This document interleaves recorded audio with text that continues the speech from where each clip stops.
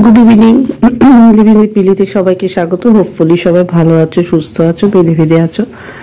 অনেকে আমাকে জিজ্ঞেস করছো আমি কেমন আছি বিভিন্নভাবে, এবং আমি যখন বলেছি এবার প্রীতমকে নিয়ে আমি কিছু বলবো, এটা আমার বলার ইচ্ছে, এবং সেখানেও প্রশ্ন এসছে যে আপনার তো শরীর ভালো না।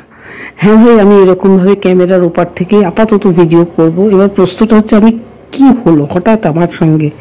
ব্যাপারটা হচ্ছে গত বৃহস্পতিবার ওই নিরঞ্জন মিত্র নিয়ে আমি একটা ভিডিও করেছিলাম, জানো যে কিভাবে আমাকে অপমান করা হয়েছে। আর আমি তো এভাবে অভ্যস্ত নেই এরকম ধরনের, এখনো আমার চামড়াটা খুব মোটা হয়নি, তো একটা টেনশন ভেতরে কাজ করছিলই আমার। যাই হোক, শরীরটা সেদিন থেকে আমার একটু খারাপ করছিল, একটা স্ট্রেস হচ্ছিল ভেতরে।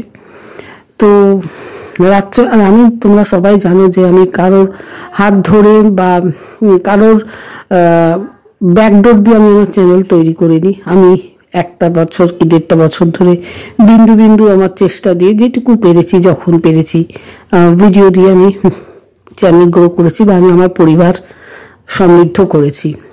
তো লাস্ট বৃহস্পতিবার রাত্রেবেলা খুবই সামান্য সাবস্ক্রাইবার, খুবই সামান্য, তখন হঠাৎ সেদিনকে দেখছি 2998 এরকম সাবস্ক্রাইবার হয়ে গেছে। আর আমি যাক বাবা, 1.5 বছরের মাথায় আমি তাহলে একটু 3000-এর মুখ দেখবো, একটু ভেতরে ভেতরে আনন্দই হয়েছিল। নিজের কষ্ট করে বানানো তো, যেটুকুই হোক। আমি জানি সাবস্ক্রাইবার ব্যাপারটা খুব ক্ষণস্থায়ী, কখন আপস ডাউন হয়, যেমন ভিউজ হয় সাবস্ক্রাইবারও হয়, কিন্তু তার একটা লিমিট থাকে। আমি লাস্ট বৃহস্পতিবার রাত্রেবেলা যখন দেখছি 2998 সাবস্ক্রাইবার, আমি তখন ভাবলাম যাক, তাহলে ডিসেম্বর মাসে 3000-এর মুখটা অন্তত আমি দেখতে পাবো। তো শুক্রবার সকালে উঠে আমি দেখলাম ওটা 2101, মানে 1000 সাবস্ক্রাইবার আমার লেস হয়ে গেছে। সাডেনলি খুব ধাক্কা লাগলো। এক তো আমাকে বিচ্ছিন্নভাবে ইনসাল্ট, তারপরে এরকম চ্যানেলের একটা ব্যাপার, দুটো মিলিয়ে মিশিয়ে আমার হঠাৎই খুব শরীরটা খারাপ লাগে, এবং আমার স্পাইনাল কর্ডের নিচে মানে কোমরে একটা যন্ত্রণা শুরু হয়ে যায়, ইনস্ট্যান্ট যন্ত্রণা শুরু হয়ে যায়, মাথা ঘুরতে থাকে। তারপরে ডক্টরস দেখেন, বললেন, উনারা বললেন যে পড়ে গেছি কিনা, কোথাও চোট ফোট আঘাত লেগেছে কিনা। আমি তো সেভাবে পড়িনি, আর আমি রেগুলার যে বেরোই, আমি গাড়ি নিয়ে বেরোই, গাড়ি নিয়ে আসি, আমার তো কোনো প্রাইভেট যাতায়াত, আমি তো কোনো পাবলিক ভেহিকেলসে উঠি না। তা বলছেন মোস্টলি স্ট্রেস থেকে এটা হলো। তবুও বিভিন্ন ব্লাড টেস্ট করতে দিয়েছে, আজকে হয়ে গেছে ব্লাড টেস্ট, কালকে এক্সরে এবং ইচ অ্যান্ড এভরিথিং যা যা হবার হবে। তবে ডক্টরস মেডিসিন দিয়েছে যাতে আমি যতটা ঘুমিয়ে থাকতে পারি, এবং বেড রেস্ট। আপাতত আমার বাইরে যাওয়াও বন্ধ। তো বুঝতেই পারছো কতটা বিধ্বস্ত আমি, শারীরিক মানসিক। আর সেই জন্যই না ক্যামেরার সামনে আসছি না গো। আমি একটা পিক দিয়ে দেবো এই ভিডিওর মাঝখানে, যে আজকে আমার যে হাতে ব্লাড নিয়েছে, ব্লাড নেওয়ার পর যে একটা প্লাস্টার মতো দিয়ে দেয়, মানে একটা স্টিক করে দেয়, সে একটা ছবি দিয়ে দেবো। যারা হয়তো ভাবছে আমি নাটক করছি, তাতে প্রমাণ হবে। অ্যাটলিস্ট আমাকে যারা ভালোবাসে তারা কখনোই অবিশ্বাস করবে না, তবুও যারা অবিশ্বাস করছো মনে হচ্ছে, তাদের জন্য ওইটা দিয়ে দেবো যে হ্যাঁ আজকে আমার ব্লাড নিয়েছে। আমি সত্যি অসুস্থ, ফিজিক্যালি মেন্টালি প্রথম হয়েছি, তারপর ফিজিক্যালি হয়েছি। লাস্ট মানে এই উইকটা আমার জন্য খুব পেনফুল উইক গেল।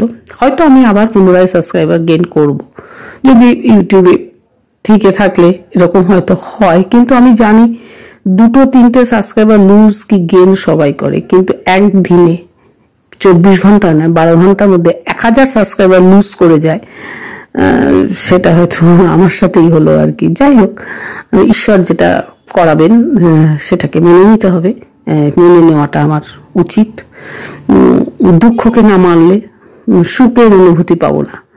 3000-এর সুখ পেতে পেতেই দুঃখটা দিলেন ঈশ্বর। এবার এই দুঃখ জার্নি করতে করতে যেদিনকে আবার সুখের দিশা পাবো, সেদিনকে আবার আনন্দ ফুর্তি হবে, তাই না? তবে কাজ তো থেমে রাখা যায় না। যে টপিকসগুলো চোখের সামনে আসে সেগুলো তো বলতেই হয়। সে ক্যামেরার ফেস করে করি, অন ক্যামেরাই করি, আর ব্যাক ক্যামেরা করি। আমার কথা কি বলছি, যেহেতু এটা কন্ট্রোভার্সি, ডেলি ব্লগস নয়, আমি কি বলতে চাইছি, আমার কথাটাই যেখানে মেন, সেটা শুনলেই আমার মনে হয় অনেকটা কাজ দেবে। ঠিক আছে, আমি একটু বেটার ফিল করি, এরকম শুয়ে শুয়ে আমি ভিডিও করতে পাচ্ছি না, আমি বসতে মোটেও পাচ্ছি না। 3-4টে বালিশ পেছনে সাপোর্ট দিলেও আমি একেবারেই বুঝতে পারছি না, আমি পুরোটাই বেড রিডিং হয়ে গেছি, শুয়ে আছি। প্লিজ তোমরা আমাকে ক্ষমা করো, আমি এইভাবেই যতদিন না সুস্থ হতে পারছি আমি এইভাবেই ভিডিওস দেব, যখনই দেব না কেন। এটা দিলাম কারণ অনেকে আমার পার্সোনালি জিজ্ঞেস করছে আমি কেমন আছি, অনেকে কমেন্টসের মাধ্যমে জিজ্ঞেস করছে আমি কেমন আছি। সত্যি আমি সুস্থ কি না অসুস্থ তাদের জন্যই আমার এই ভিডিওসটা। আর আমি আসবো আজকে যদি পারি, একটু পরে দেখছি প্রীতমকে নিয়ে, অপরাজিতা সংসারে প্রীতমকে আমার বেশ কিছু কথা বলার আছে। আমার মনে যে সন্দেহগুলো জেগেছে সেগুলো নিয়েই আসছি, সেটা নিয়ে। সবাই ভালো থেকো, সুস্থ থেকো, এবং এটা ভেবো না আমি সন্দীপকে ছেড়ে যাচ্ছি, ডেফিনেটলি নয়। সন্দীপ ছিল, আছে, সন্দীপ থাকবে, সন্দীপের সাথে আমি আছি, ছিলাম, অতীতে ছিলাম, বর্তমানে আছি, ভবিষ্যতেও সন্দীপের সাথে থাকবো।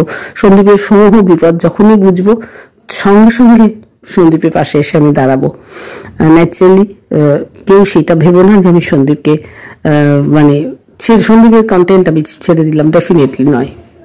তোমরা সবাই ভালো থেকো, আমার সাথে থেকো, আমার নেক্সট কাজগুলো কিরকম হচ্ছে তার একটা কমেন্ট সেকশনে কমেন্টস করে যেও। Tata, bye bye.